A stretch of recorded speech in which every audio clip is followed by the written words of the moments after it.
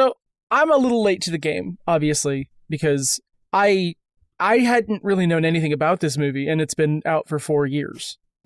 Yeah. Everyone's talking about it.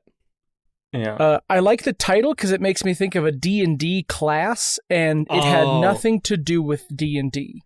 No, so who do you think the Barbarian was? I think Barbarian was a mistranslation of the street, Barbary. Huh. Never You think that's all there is to it? I do. Roger, you haven't seen this director's follow-up either, right? Weapons that came out last year. Oh, that was the same. No, I haven't seen Weapons. Is it in the same universe? I mean, it could be, but not explicitly. No. No, I haven't seen Weapons yet. No. In a way, we're in the same universe. I was thinking about watching Weapons 4 years from now. So. Okay, yeah, 4 years from now we'll put it on the calendar. 4 years from now we'll do Weapons for this podcast. Great. That's beautiful. Let's hope we last 4 years. Hello, listeners, and welcome to the podcast where we watch a movie and dare to ask the question, what could possibly happen next? We are 3 unpaid interns who have been locked away in a basement somewhere in Hollywood and forced to churn out sequels to movies that nobody asked for. So grab some popcorn and a hard hat and a really long measuring tape to join us on the ground floor of Sequel Factory. I'm Roger. I'm Jett. And I'm X.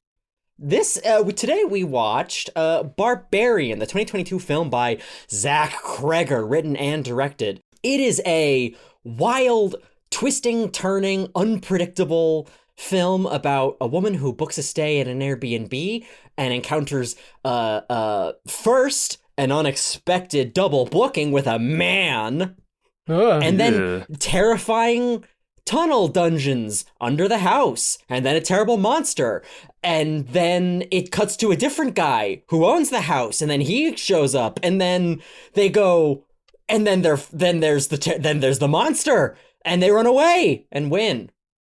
That's Barbarian. Somebody wins. It definitely isn't Justin Long. It is Justin Long, the other man who owns the Airbnb.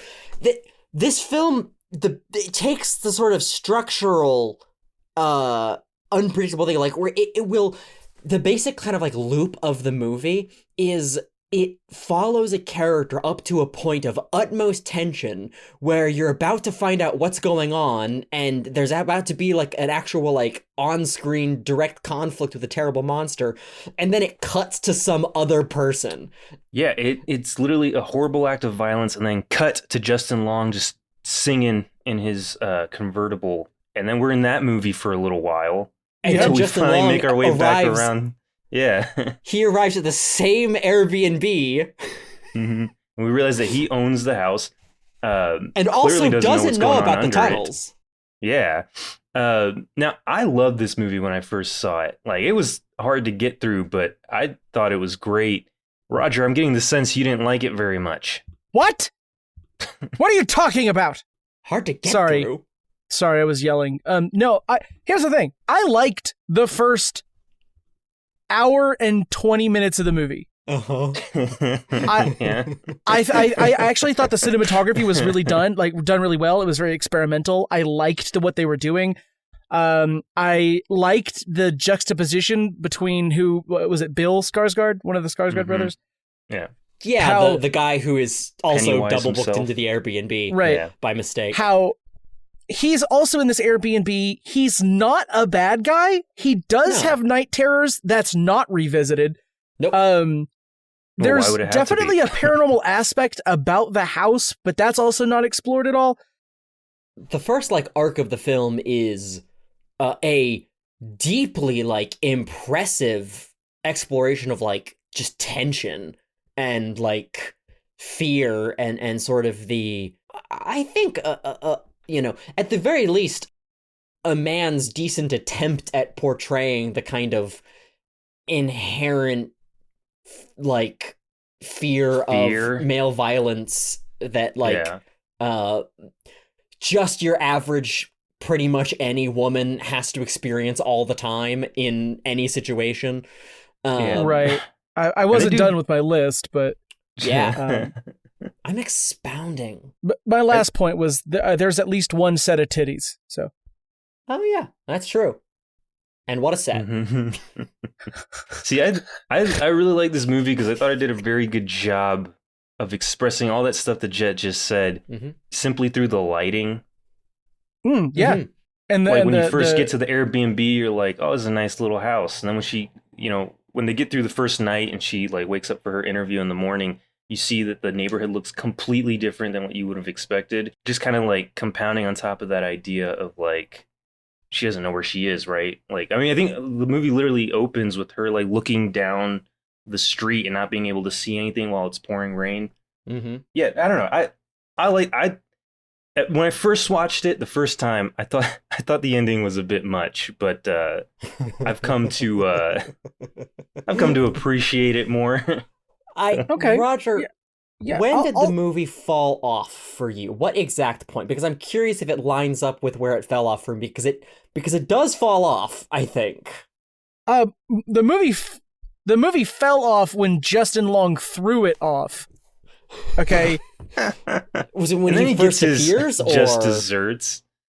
No, I think. Okay, so Justin Long is introduced as like AJ Richman, who is like a big time Hollywood person driving down the coast of California, and he gets a phone call and they're like, hey, you're a bad guy because this woman said so. And he was like, well, that woman's a fucking bitch. And you're like, oh, I trust him. And then he's like, well, I have to liquidate all of my assets because I'm running out of money and I can no longer pay any of my like assistants or whatever. So he goes to this Airbnb, to a house that he clearly owns. And you're like, oh, so the people running this Airbnb, are they legit? Like, does he actually, like, what's going on here? And you're like, okay, so this really bad character is like struggling. And you know what? And I'll say it, there's a lot of the movie where I was like, oh, maybe he didn't do anything wrong. But then he drunkenly admits that he fucking did. And you're like, oh, okay, oh well, whatever happens to him, that's fine. Yeah, basically he's a Hollywood actor that is big shot that is getting canceled after sexual assault allegations. Right. And he handles it pretty well. Yeah. And it's about his experience about it too. And so like there's this I kept referring to her in my notes as a mole woman. There's this mole lady who kills Bill Skarsgård by slamming his face into a wall a couple times. And yeah, she lives down in the tunnels under the house. Yeah. The tunnels. She's the product of a different kind of horrible violence. But yeah. Yes, yes. Produced by a man from the 70s. It is very overtly about just like male violence. Essentially, well, I mean, also and how it the police officers who don't trust anything that this woman is saying. And it is not a men bad film. There's a great spectrum. There is a very helpful man who is looked down upon by society, who's in the movie. There's Justin Long, who's an absolute like selfish loser at every turn, but sees himself as, well, I'm just getting by like anyone else, while doing immeasurable harm consistently for his own self-interest. And he does a lot of measuring, actually. And then there's Bill Skarsgård, who is a pretty nice guy. He's just this innocent bystander. But who does creep you out for the first like 15 minutes of the movie, though. You're like completely unsure because he looks like Bill Skarsgård. And it is his like complete ignorance to the sort of threat of the situation, right? Because for Tess, the main character, when they find like terrible, scary tunnels under the house, she's like, well, we don't go in there. And Bill Skarsgård's like, I gotta go in there. I'm a man and nothing bad could possibly happen to me. He gets lost in the tunnels and she has to go after to try to save him and bail him out when they shouldn't have gone in there in the first place. Yeah, he was pretty adamant about going in there, huh? This is the point of the film. And then, of course, AJ, the Hollywood big shot, is only a bigger expression of kind of the same theme, because when he arrives at the house and finds the tunnels, it's one of the most hilarious parts of the film. He's immediately like, oh my god, more square footage. I own more square footage than I thought I did. He starts like measuring the stairs, and he's going down into the tunnels with a tape measure, like checking it out, like, I'm gonna make a killing off of selling this property. So far, this is a kind of a theme in Zach Cregger's movies, is he really likes using comedy to kind of get you off the edge of your seat to then put you back in there. He is a comedian, but it works for me because he's also making the point through the comedy, right? Like, it all feeds into what they're trying to say in the film. So what was your big, like, I don't know about this moment, Roger? Was it just when... Was it literally when he pushes her off of the tower, or was it when he was first revealed? No. The character itself was fine. In fact, his journey was fine. Right at the end of the film, he has this almost monologue. It's not quite long enough, but this soliloquy where he's talking to two people, but he's really talking to himself, where he's like, I might be a bad person, or maybe I'm a good person who did a bad thing. Now, in the moment, these two people think that he's talking about firing a gun at an innocent person, when he's really talking about the sexual assault allegations, right? And there's this moment where you're like, okay, maybe this gargoyle of a person has like a softer inside that, yes, we all mess up, we make mistakes, and like, you can redeem yourself if you make it better, if you at least try to fix it. And then the mole woman comes out of nowhere and he bolts. He leaves everyone behind. This unhoused man who saved them both gets his arm ripped off and then beaten to death with it. And then after this moment of like assured dialogue-driven redemption is followed by a really horrific act of desperation and patheticness. Yeah. And then there's this shot of this naked mole woman diving off of, I think, a water tower to save Tess. Yes. And it's the funniest shot in the film, and I don't think they meant it to be. It's Zach Cregger. It might have been meant to be funny. It's hard to say, because he does just meld these tones. There's like when you first see the mole woman, she's kind of crouching through a tunnel, and you're getting her through glimpses of shadows and like playful dim lighting. And in the end of the movie, creepy. She's full front and center, just out in the open, saying only words that begin with B, right? And it's supposed to be kind of this like, I just want to nurture, right? Like I've seen, she's stuck in like a cellar where there's like a VHS of baby raising videos or something. There's a theme there, I'm sure of it. We should talk about her and her deal, because it's gonna be a tricky film to make a sequel to. Hey, I thought the same thing. Thank you, glorious producer who is listening in on us right at this very moment. In fact, he sent us a thumbs up emoji. So I see. We got this. AJ dies, is killed by the mole woman, right? Right. The mole woman dies, is killed by Tess. This is my big problem with the film. We'll get back to it. The mole woman's father and abuser. This is the real tricky thing, because it's like, gosh, how do you even talk about this? It's so horrible. Especially on a comedy podcast. Get ready. This is going to be funny. Lots of laughs coming your way, folks. Go ahead and unplug your headphones and listen to this out loud on the subway train you're currently in. Yeah, or, I should say content warning right here for one of the darkest setups for like a quote unquote movie monster in just about anything. This was delivered in the movie in like 2 sentences, so... Yeah, so the mole woman is essentially like a heavily inbred, like, sexual assault child. The product of generational rape, essentially.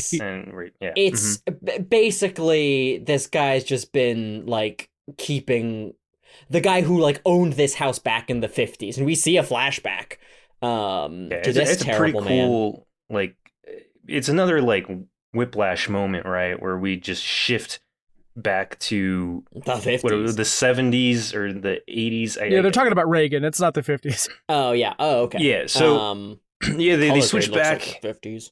Well, yeah, because the neighborhood, it was still in like prosperity at that point, right? From the 50s, whenever everybody started moving to the suburbs and building white picket fences and stuff. And it's such a shift from the tone that it was at previously. And you're like, oh, well, this might be a nice part of the movie. It is not. No, this guy's basically just been like keeping women in his terrible tunnel dungeon in isolation and pretty rough. Yeah, kind of, to say the least, right? Kind of rough premise. Which is not a flaw of the film. No. It's a horror film, and in fact, the fact that it is willing to show the complete range of like from male ignorance about one's own sort of privileged position to full on the worst sort of ongoing violence you can imagine. And the result of that ongoing violence is this like terrible woman, as Roger mutant puts it. woman who like doesn't know anything about the world or anything and is basically just a creature that lives in these tunnels and just wants a baby. Wants a baby. Just take care of a baby. That's our only goal in life. So from this incredibly sympathetic place, right, from this narrative that's like, oh my god, the absolute horror of this that has been going on forever with no kindness, no mercy, no goodness for so long, that has produced something that is functionally unable, it seems, to be anything but monstrous in its sort of, in her solitary focus and lack of cognitive ability, which kind of represents what you get at the end of that cycle. And then at kind of the moment of the most sympathy between this mole woman and Tess, who saves Tess's life, Tess shoots her in the head, and that's where the movie loses me. is the very ending of it. There could have been a world. You know what? I was talking about a movie recently. The Descent, where there was a different ending in America than there was in across the pond, so to speak, in Europe. I feel like there could have been another end to this movie, where the mole lady looks back at Tess before killing AJ, and Tess like nods, and she kills AJ, and then scoops her up, and they go live in the tunnels together. And that could have been the end of the film. And it would have been less, I'm like, I don't know if satisfying is the word. Terrible ending for Tess. Tess doesn't want to live in tunnels. It could have been a somewhat meaningful ending metaphorically, in the perspective I think Tess is sacrificing the woman, because when the police show up, they're just going to murder this woman. Like, they're just going to shoot her to death anyways. But I think Tess is saving her from having to go through the agony, even if they don't kill her, even if they just bring her in, having to go through the agony of living through the real world as someone who's been underground their entire life, who doesn't know anything except whatever this monster like showed her. See, I just feel like that's a terrible cop out at the end. I think at the end it goes with that Weapons kind also of logic. cops out pretty badly at the end too. So No, I disagree. I think Weapons nails its themes. I think is the biggest trouble with this movie is that in a movie that should be about finding sympathy for what we see as monstrous that is actually just the product of violence, a mercy killing feels like an ending that is totally counter to that message of empathy. I would have wanted the mole woman to have been shown the mercy that she never had been before. Now, what you have to take from that logically about where you go from there, I don't know. Frickin', you can imagine a world where the cops show up and shoot her, or you can imagine a world where she goes back into her thing and Tess visits sometimes to try to take care of her and like give her an education and maybe someday do something. But it just kind of, I think it tries to put too neat a cap on it. And it What was the name of that movie where the girl, where the main character was the killer? She walked around backwards. What was that? Oh, Malignant. Never heard of that. Yeah, I mean, the ending could have been one of those where they team up and the cops show up and they both kill the cops. Yeah, then and they throw a chair 40 yards. Okay, so that was going to be my pitch for the sequel, was that the cops go into the tunnel, and because the original woman is dead, they would have to encounter a second woman that we didn't know about in the first one, and so all these cops are just getting pulled apart left and right in this tunnel. That was one idea that I had for like, okay, do you just carry it forward and continue escalating? Because the movie is just kind of like, it always goes deeper. There's always another level to it. Like, do you just keep going backwards and backwards and backwards into deeper and deeper tunnels, into weirder and weirder situations? As like people arrive at the house after the fact, like, well, I mean, realistically would be the next people to show up at this house? Probably it would be the police, and it would be the management company that ran the Airbnb. Right. Yes. Which who those weren't people even also aware of the tunnels. Yeah, but they kind of also deserve to be pulled apart because double booking, no excuse. Yeah, no. A man with a woman? Hello? Huge mistake.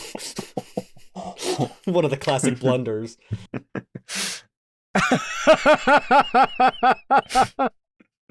Sorry. So inconceivable. Do we want whatever? Do we even want to think big picture, or do we just want to like linear? We haven't done this in a while. Just linear go through like, okay, what is the next beat and the next beat, and then we flash back and then the next beat, because that's Zach Cregger's writing process. Yeah. He doesn't outline. We could literally. Oh no, of course not. He literally said when he wrote Weapons that he was just going to keep writing it until he either figured out what the twist was or didn't. So we know that's how it works. But okay, we could literally just do a Halloween 2, right? Like, it just keeps going from where it left off. And then we could find out that, like, she got shot in the head, but the woman is gone now. Like, where'd she go? Back into the tunnel. She's so mutated, she has a second brain in her thorax. Or just, well, yeah, sure. I'm going to immediately agree with that idea. Was that a Stegosaurus reference? Yeah. I didn't think I was going to have to keep up with paleontological jokes on this podcast. Yeah, and she mutates further and gets a thagomizer at the end of a long fleshy tail. So, okay, this is good. And armored plating of hardened chitin? Yeah, dude. Were they for mating displays? Oh, we'll never know. So, okay, I want to make this lady awesome by the end. I want her to keep getting power-ups as she ventures into the tunnels. Well, hey, we don't know what she has stashed down there. She could literally just be building some armor as she like runs through, preparing for this SWAT team to come in. Whatever happens. Huh. I mean, feel free to just kind of kibosh this immediately. What if the sequel didn't follow the main character at all ever again? Mm-hmm. Tess? Yeah. What if Tess is gone?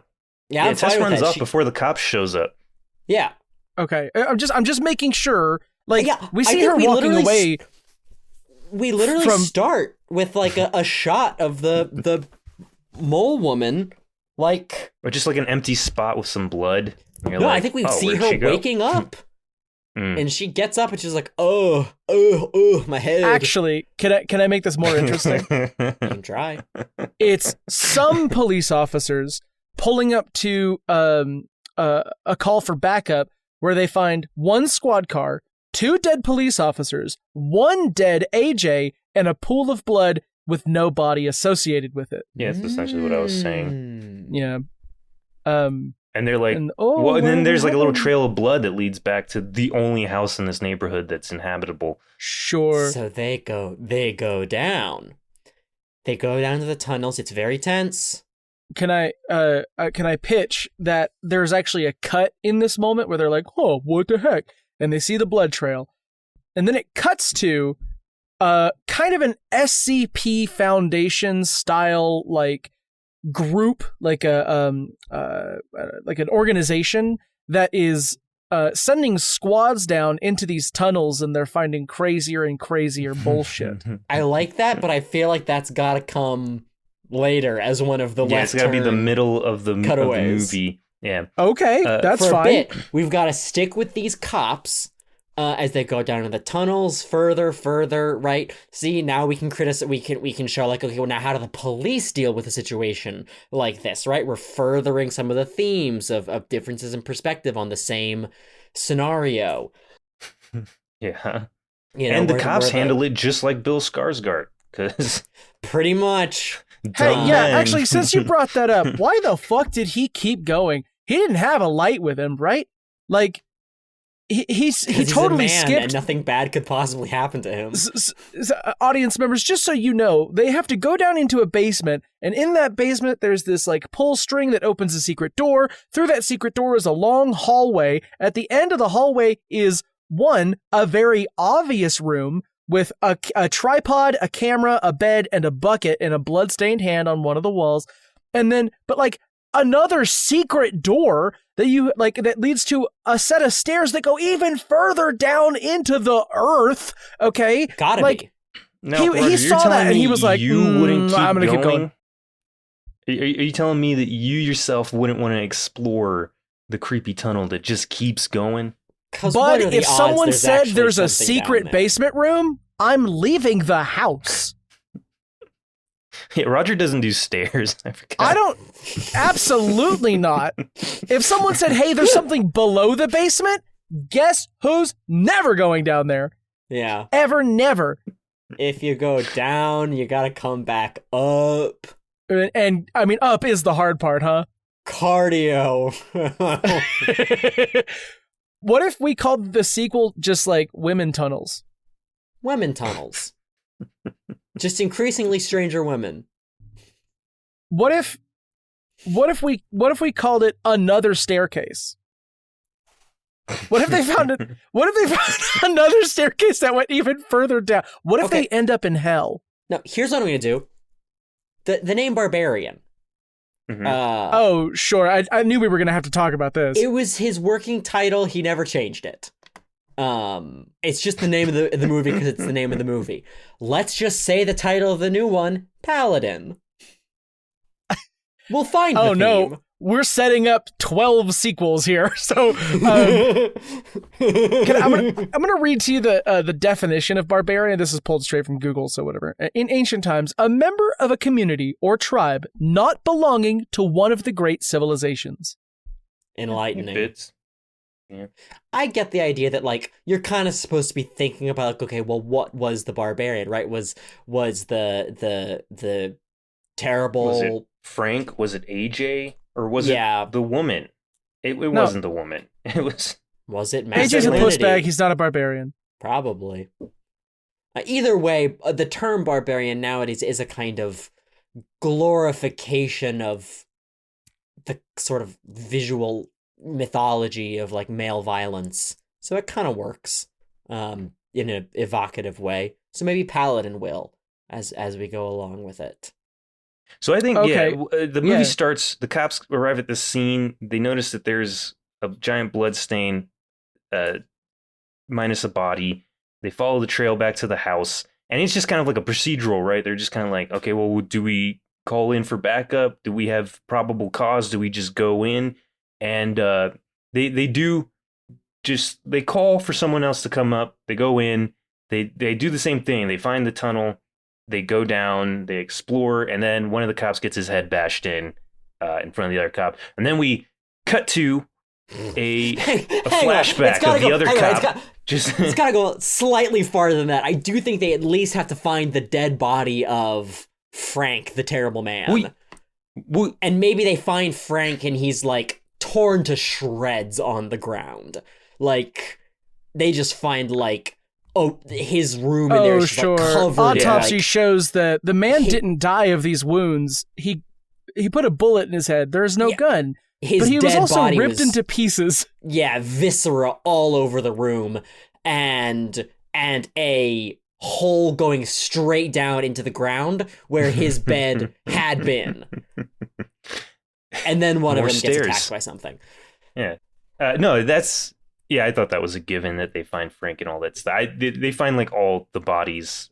Tess is nowhere to be seen. She's just gone. We just got to make sure that we're building to a crescendo before each cutaway. You know, we gotta cut away on the high point. Yeah. Every time. And so when they cut away, it's just a flashback of one of the cops dealing with a junkie and pricking his finger with a needle, and then you're like, "Oh no, what's going on there?" But this is a little reference to weapons. Yeah. Just a little weapons. Just a little weapons joke. Maybe when we cut away, the same way that we cut to AJ, we just cut to maybe the person who runs the company that manages the Airbnb. As they're kind of like getting these calls of like, hey, there's something going on at that creepy house. Like we should go handle it. And then they get there. It's the next day. It's a whole crime scene. And they're like brought in to be like, hey, what the hell is down in the basement? And they're like, I don't know. And and the cops who have arrived are like, we can't go in because the other guys weren't following procedure. They didn't have a warrant. We don't even know where they went. Well, we don't know if they went in or if they just disappeared. So we've been stuck out here waiting for a judge to approve a search warrant on this house. But since you own the place, you can go in. Well, this is the thing. They would have had probable cause, but I guess when the other cops show up and the other cops are just gone, they could get a warrant, and they would probably be like extending courtesy to this management company.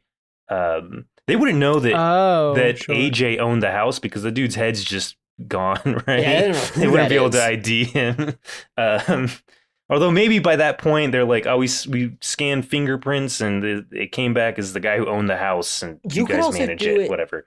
You could also do it so that it had rained that night. So when more people are like, what happened to those cops who responded to that call? They show up and there isn't a blood trail or anything.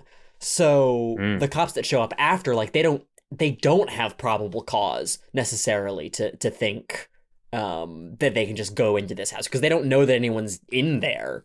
Yeah. But they're trying to get a warrant to look around.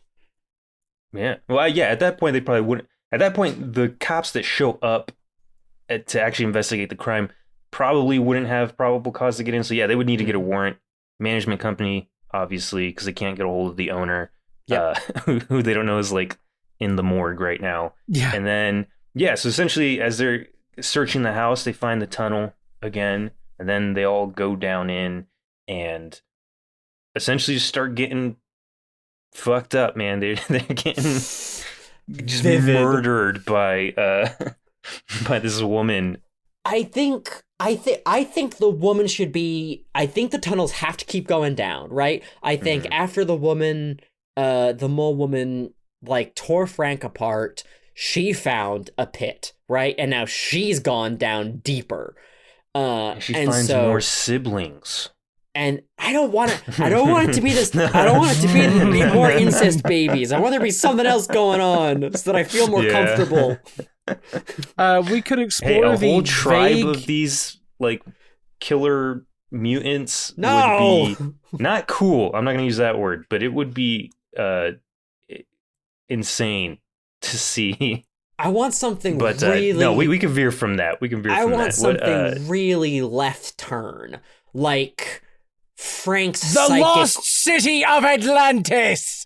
Yeah, right. Like there's a city It's the here, Lost right? Boys. And Frank was actually a member of a subspecies of like humanity that had escaped and built a house on top of the entrance, or maybe like he was a member of this subterranean race. What? Yeah, we can find actual mole people. Yeah, subterranean dwellers. Frank was a member of a subterranean race that perhaps knew no violence, but Frank was set basically to guard the entrance to this city, and he coming to like see humanity sort of fell into the terrible evils of humanity. Yeah, patriarchy. Yep, there it is. Yeah, the patriarchy. Frank realized Ryan men Gosling bad. is there. I'm gonna be bad men.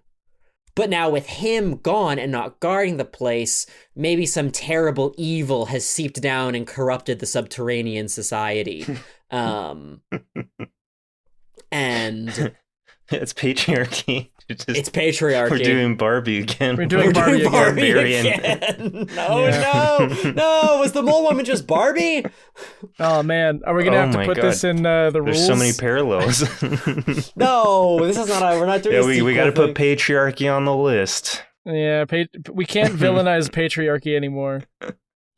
I don't know. It's doing a pretty good job itself. It's kind of hard to avoid.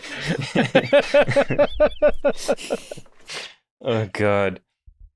I like the idea of the mole people only because it literally is just out of left field. Yeah, but right? maybe they come together to protect this woman. Like they know no violence with each other, but for outsiders, they're gonna, especially ones that are coming in with automatic weapons. Yeah, they're gonna band together. Of course, we don't know this. We don't know what's happened to the woman. We have indications because once they actually get down into the sub-tunnels, right, the cops or just the management company with the cops, then since it wasn't raining down there, that's when they find the blood trail continue. So they're following the blood trail going down deeper and deeper and deeper, and what seemed like just dug tunnels begin to turn into architecture with strange geometry, octagonal hallways and splitting paths, and all of their furniture is made of giant tubers. like potato couches. I know what a tuber is. I know what a tuber is, Roger. Don't tell me what a tuber is! I was excited about couch potato. Oh! I'm sorry for my tone. The title of the film. That was unacceptable. Don't know. So they get in, they find... Do they find the people? Do the cops and the management company actually find these people? Or I think they definitely find the tunnels. Or do we do another flashback where we see this whole civilization kind of eventually give us a glimpse into that? Or I've got an idea for a flashback, but what happens, because I do think they get down there, and I think they are being attacked, and then let's stay in our divine feminine and say that that part of the management company, there's a woman. Yeah, a woman's the head of the company. And she that's it. Head of the company is interesting, right? Because now we're seeing a woman in a position of economic status. How does that change things? I don't know. Unlike Zach Cregger, I would probably speak to a woman about the ideas of the movie I'm making to make sure I don't really bunk it at the end. But anyway, are y'all familiar with I'm gonna say this name wrong, Jingxi? Of course I know Jingxi, Roger. No, I don't. That was I'm sorry about my tone a second ago. Yeah, what about it? Okay, so she I said this name very wrong. Okay. So Jingxi was a pirate queen. Because in the podcast we're sort of doing the formula where we cut away to a totally different, seemingly unrelated. Well, no, it's gonna be related, I promise. That's how it works. Basically, she was the most successful pirate ever, in history. Yeah. Mm-hmm. Yeah. But in the beginning of her career, she was pulling the strings of a captain that she basically owned, I guess. Like it was her husband or her boyfriend or something. But he was the face of this pirate crew while she was really running things. And it was only when he died that she was like, surprise, it was me the whole time. Maybe we can mirror that with this management company, where there's a guy who's her husband who's like the figurehead, but she is actually running it and basically like has him in charge because, you know, a man's name is going to get because it's easier. Exactly. Yes. I don't know if you've ever worked for a woman that owns a company. That would never happen. Well, not in 2026, no. No, I think it would. I think the whole like trad wife trend, there are definitely women who are like, well, I want my husband to be the face of this, but like I actually do things. But I would see that person as a villain. So are they going to be the... I don't know if that's the case, because I mean, it could just be that like she saw this as the best way to, you know, run a company, and or it could just sort of... If that was the case, I would assume that her husband's kind of like a narcissist and he wants to be out front and center. And she kind of just lets it happen. But in reality, she knows that he's completely incompetent and has to do things herself. I think that works great. Sure. So they get attacked by mole people in the tunnels, and all the cops are like getting thrown through into octagons, and her husband gets it's so bad what happens to him. And go ahead. She runs and escapes, and she's running and she's running and she's running, and she has to like stop herself before she runs straight off the edge of a cliff. And as she like collects herself, she looks down and peers over the cliff and sees a sprawling, illuminated subterranean city. At which point we cut to the mole woman. Her perspective. Okay. Also finding the city? Yes, as she sort of like limps away and sort of wakes up somehow miraculously alive. But clinging to life, right? Maybe she's not like superhuman, right? But if she comes across these mole people, maybe they're the ones who nurse her back to health. They have... Because, I mean, straight up, you can survive a gunshot to the head. It happens. And especially with someone with a weird brain like hers. I mean, who knows? Something unimportant might have... Maybe she hit a tumor, you know? What if the bullet fixed her? What if now she actually... Or, I mean, you know, we don't know if this wasn't the case the whole time, that she actually has quite an elegant inner monologue. Yeah. Where she wakes up and we hear narration. She's like, my name is Cynthia. I know not where I come from or what my purpose is. I have only one goal in life, but I can't seem to remember it any longer. I'm going to kill these police officers now. My head hurts so much. I've got a splitting headache. Home. That's home. And she wanders back.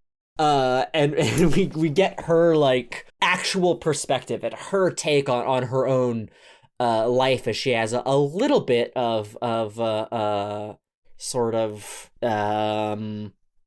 not deja vu. That's the one you remember too much. What's the one where you don't remember stuff? Oh my gosh. What's the one where you don't remember stuff anymore? Amnesia?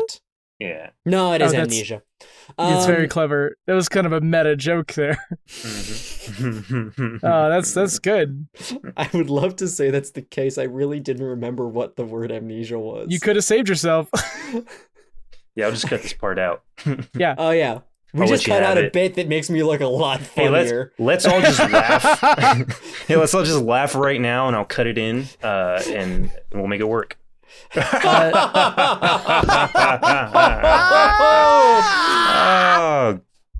Jett, you don't need context for that. Actually, I'm gonna cut out the whole amnesia thing and just put the laughter. I'll put it on a loop for a little while, and people will just be like, "What? What happened?" The people have amnesia. The audience. He's not gonna cut out any of this. We'll see how Connor feels. You're finally awake.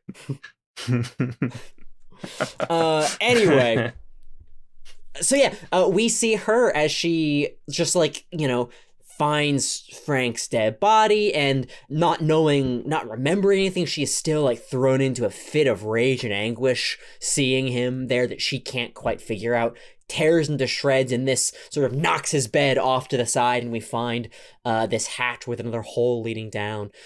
She doesn't know what, but there's sort of a wind from beneath and a sweet odor calling to her that feels perhaps more like home than anything she's ever known. So she goes down there and finds herself in this society of subterranean human beings. And I think they don't all look like her, because she's a whole bunch of bad stuff happened to her, but they're basically human, but they don't have the kinds of prejudices that we do. And maybe there's a recessive gene that sometimes pops up that makes someone superhumanly strong in a way that I don't think inbreeding does. If anything, that probably makes you more brittle. Yeah, so maybe makes there's your bones squishy. Maybe there's actually like a legend of like once every so many generations, a champion is born of our bloodline, and you're that champion. So she shows up and she is like, healed and honored and revered by these people who know no prejudice, because like they don't even need light down there. Right? We do a little bit of Frankenstein thing. Maybe they can't see, and so they don't have the kind of vanity that's on the surface. I was going to say they're all naked because it doesn't matter. There's incredibly so pale. much frontal nudity in this film. Why stop no there? rear nudity, though. No. Okay. No, we are going to frontal. stop at frontal. That's my bad. Only frontal. Maybe top down. They walk backwards, so you can never see any other side of them. Walk back. And that gives them kung fu powers that the world has never seen before. Yeah, We're right back at the backwards people. Oh man. Okay. So we need we're getting close on time here, so we're gonna need a climax. Well, how does this flashback resolve to then get I certainly back to... think it resolves with these cops showing up, and we hear like gunshots, and so the mole people go up and attack, and they're like, I think, about to wipe the floor with all of these humans, but then the mole woman finds the real estate lady, right, finds the property owner, and something sort of comes back to her because she's doing a little bit better now, and this nurturing instinct that she used to feel kind of returns, but not as single focus. She sees society now. She kind of has a better understanding of things, and so she's just like, no, don't hurt her. This one's fine. You can kill the men in terrible ways, but don't hurt her. And so this woman, they do get one policewoman because she's like decked out in gear and they just don't know, and maybe that could play like some kind of psychological effect on her. And when they realize that it's a woman, they all revert and they're like, baby. Baby. Well, maybe they kill like a bunch of cops first. They find a woman among them, and she's like, "Oh no!" Like the thing clicks in her brain, and then she sees the management woman, and she's we haven't given a name. We haven't given anybody names here. we could make it all more complicated. Barbara. For no reason. Let's do that. Sure. Barbara. Barbarian. Aryan. Whoa. Wow, what a last name. But she's Hispanic. And so I think she gets welcomed down into this place, and they kind of take her in, and she's like learning about this place. And I don't think we've seen from her perspective this whole time. I think we've seen from her husband's perspective. And maybe now, once we're sort of following her, we flash back and see her perspective, where we find out that she is actually like quite a real estate mogul, right? And is actually like pretty cutthroat with the deals and so on. So when she finally gets to the city, she's like, no one owns this property. I could rent Airbnbs. down in this subterranean city. I can broker deals with these people. And she's having all of these sort of terrible thoughts about how to profit off of this situation, but I don't want that to be the ending note. I do want her to, unlike AJ, decide against her worst impulses and decide to leave this a secret. What would that be? Is there some other threat, like there's actually like a lake down here which houses the great worm? What? Is there a portal that leads to the soul dimension that they all worship? Huh. Is this where God lives? Let's do that one. Okay. We were made in his image, and his image comes from below. Freaking maybe. Yeah, maybe she goes to the pool of the divine and drinks of it and sees visions of the beyond and experiences ego death and realize there are more important things in this world than money and profit. And that we're all connected. The pool is a big vat of ayahuasca, but we don't need to learn that. No, that was written into the script, but they scrapped it. So she decides to live among these people as one of them. Yeah, maybe because she finds a society with no cash, no. What if she's not the first to have drank from the pool of divinity? Yeah. But everyone else who tried is dead now, so they see her as sort of a herald. Lisan al-Gaib. Lisan al-Gaib. Shit, that wasn't even on purpose. Maybe the phrase "great worm" has more power than I gave it. Yeah, you know what? Maybe I put it in there. I'm making fun of you. Maybe I did say great worm and drinking of the pool and whatnot. Yeah, maybe that's on me. Thing. All right, so I like the idea that she decides to stay with these people and become part of their community, but there is still an underlining threat though, because the never-ending resource that the police have that just keeps sending people in until the entire police force of Detroit is gone. And then they have to bring in like federal agents to keep sending them down. They're essentially about to go to war with the police state. And they don't even know it yet. And is she going to warn them? Does she even know that this is a possibility? Like, are we going to end on a cliffhanger? Kind of like how the first movie ends a little ambiguously. You're like, oh, she just kills her. Okay. Are we going to do something that kind of like leaves people hanging? Set up another movie? Or yes, she's ready something to more definite. A galactic jihad. The organization that are all suiting up to go travel through the tunnels and find the underground where God lives. The police, God's about to go to war with the police. It's about damn time. It's about time he shows up. That or could, she. And that, of course, is why the movie is called Paladin, because the warriors of this subterranean race fight with the power of God and enemy on their side. There you go. That's it. I mean, found it. I don't know how you did it, but you did it. Hey, that's what I do. That's a bit much. Did we do it? No? All right. Well, the first movie was a bit much, so. Well, okay, you know what? We'll let the producer decide, because I have one other pitch that I'll give to our listening producer. Okay. For people listening, the producer is listening to this, not joining the call, but is currently listening. Yes. The other idea is that... Oh no! All we got was a thumbs down.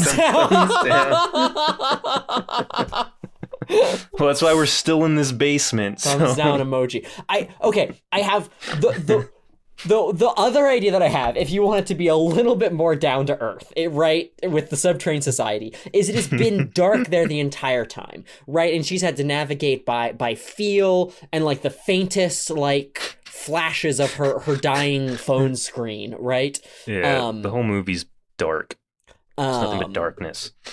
Yeah. But she is taken in by the society, and she doesn't even realize, like, what's good. She just thinks it's people down here because they all talk. But when she finally turns on her phone flashlight or whatever, she illuminates all around and sees literal moles. What? Is it just literal moles? Yeah, sees like terrible mutant people, and she like freaks out and starts like throwing things and barricading things, and it like turns into a whole thing where they're like about to like be like, oh, this one's crazy, we gotta kill her, right? All the mole people, and then because she was probably already thinking about like, I can leverage this, and she was thinking all of this real estate stuff, right? Because she thinks this is just a subterranean society, and she's thinking that of like humans. She's like, well, I can set up Airbnbs. I can make money off of this like sub nation here, right? As like an ambassador to this whole thing. And then she sees that they're all like mutant mole people, and she's like, no! Starts freaking out. And then something happens that makes her realize that, like, these people are actually nicer and kinder than the people on the surface. Like, maybe she finds where the original mole woman is, like, being taken care of with, like, actual, like, quality medical technology that they've innovated entirely on their own. And as she's, like, running away, she, like, stumbles in and finds... that like, they like care for their sick and don't charge anything, and she is like shown mercy, and that's when she realizes, I need to keep these people hidden, maybe. And then she goes back to the surface and embarks on an elaborate cover-up to make sure no one ever finds these people, to destroy them or bother them. Yeah, the cover-up is she shoots all of them in the head with one of the cops' guns. Yeah, she tricks all of them into a ground embrace and then shoots them. Don't say that, not even as a joke. Okay, make me sad. I guess we got two endings now. One with the moral high ground, the other one where God goes to war with the police. So our producer said no to one of them. Now, which one's really the moral high ground there? Yeah. Well, I don't think we're getting out of this basement anytime soon. No. What are we doing next week? Jett chose this one, I think. I did not. Well, the producer gave this one to us. Yeah, Connor chose this one. Jett picked the last one, technically. So, Roger, you had an idea you threw out. I do have one. Yeah. And I think it's on streaming services. Oh, wow. Speak now. The one I want to watch is the movie Equilibrium. Oh, yeah, you know it. Yeah, with Christian Bale. Yeah. Oh, it was Sean Bean. It was like The Matrix that didn't really matter that much. Oh, sick. Yeah, it so just looks like The Matrix. Yeah. Matrix came out like right before this, right? Oh, yeah. Yeah, Matrix came out in 1999, so this was definitely just a straight ripoff of The Matrix. Yeah. From the makers of Minority Report and Speed, 2 men, 1 battle, no compromise, Equilibrium. Next time on Sequel Factory. And then you shoot me in the head.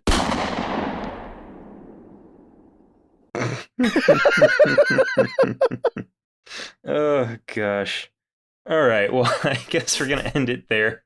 Yeah. Roger, you got anything to say before we go? Nothing new.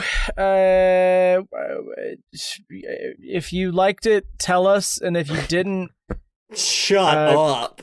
Go crawl in a hole, I guess. Yeah. And find a deeper hole.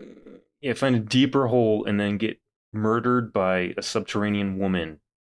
Because that's how we feel about you. Or and it'll be beautiful. Agree to be breastfed by her. Sure. That can't be so bad. That's the element of the movie we didn't talk about. I don't think we needed to. Yeah, what if AJ's character was a freak? What if he was like, hell yeah! Yeah, dude! I don't have to face legal ramifications for my actions. If I just stay in this hole, they'll never find me. Like they never found Frank. Now, forced bread fed. Fuck it. End the episode. Do the thing. All right. If you've been enjoying this somehow, if somehow you found any of this enjoyable, why don't you go ahead and leave us a review wherever you listen. You can give us 5 stars or just leave a comment and tell us how you hated this. Look, sometimes content is a terrible challenge given to you by a mean man, and you struggle and you struggle, and that's what life is. Yeah. That mean man, his name is God. His name is God. Okay. You can also check out some of the other stuff that we do, such as Paranormal Dudes, where me and Roger read spooky-ish stories from Reddit. You can also check out Jett on his YouTube channel. God gives his strongest battles... No, God gives his hardest battles to his strongest barbarians. God gives his milk to the worst to Jason Long. Hollywood. Justin Long. I got it wrong. Crap! Did you say Jason Long? I know who Justin Long is, Roger! Subscribe to me on YouTube. YouTube.com/Jett Kuso. Yeah. And we'll catch you guys next time on Sequel Factory for part 2. The sequel. Continued. Bam! Bam! Right in the head. Yeah, bam, bam, pow! What if we ended every episode with a character being shot in the head? Yeah. If there's one thing you can come to expect from Sequel Factory, it's on-screen executions. It's the credits rolling immediately after a gunshot. Pow. Are you happy with that, Connor?